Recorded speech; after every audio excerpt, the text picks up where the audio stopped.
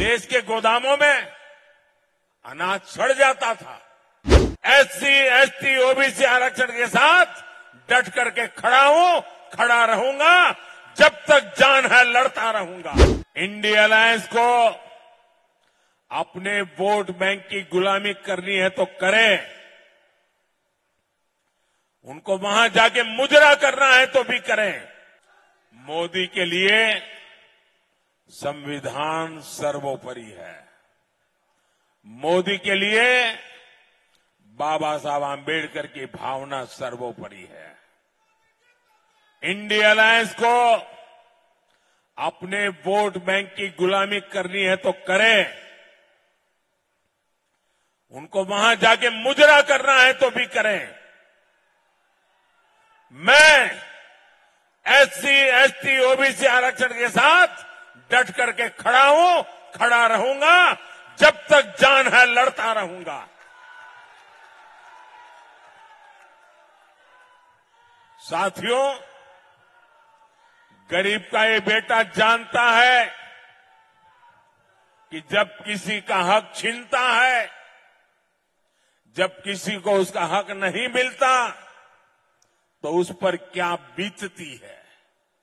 इसलिए मोदी ने गरीब को उसका हक दिया है। इसका सबसे बड़ा लाभ मेरी माताओं बहनों को हुआ है, और तभी हिंदुस्तान के हर कोने में शायद दुनिया के लोगों का एतराज होता है कि ऐसे हजारों लाखों की तादाद में माताएं बहनें आती हैं, बैठ करके आशीर्वाद देती हैं, अपना घर का काम छोड़ करके आती है। आप याद कीजिए, देश के गोदामों में अनाज सड़ जाता था, लेकिन कांग्रेस सरकार कोर्ट में जाकर, सुप्रीम कोर्ट में जाकर कहती थी कि वो गरीबों को अनाज नहीं दे सकती है, और सुप्रीम कोर्ट ऐसे टांग अड़ाना बंद कर दे, यहां तक चले गए थे वो लोग। मोदी ने हर जरूरतमंद के लिए अनाज के गोदाम के दरवाजे खोल दिए। आज भी गरीबों को मुफ्त राशन मिलता है, और ये मोदी की गारंटी है, आने वाले 5 साल भी जिन परिवारों को मुफ्त राशन मिल रहा है, मिलता रहेगा।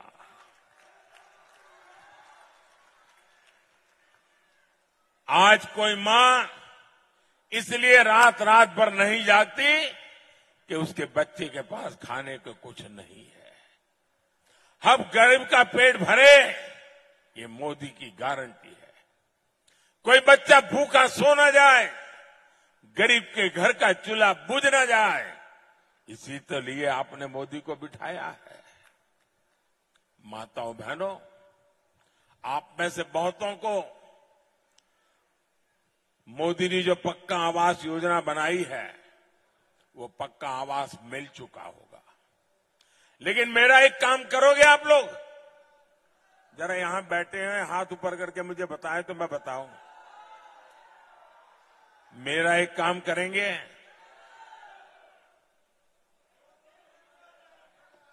उधर से आवाज नहीं आई, मेरा एक काम करेंगे? उधर माताओं बहनों से आवाज नहीं आई, मेरा एक काम करेंगे? उधर पीछे से आवाज नहीं आई, मेरा एक काम करेंगे?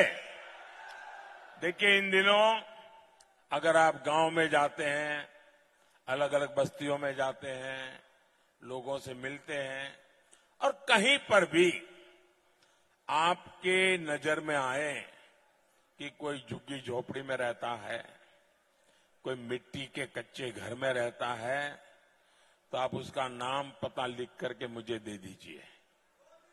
आप उसका नाम पता लिख करके मुझे भेज दीजिए, और उसको कह देना, उसको बड़े बिना संकोच कह देना कि 4 जून के बाद मोदी की सरकार जब तीसरी बार बनेगी, तो तुम्हारे लिए घर भी बनेगा, उसको बता देना।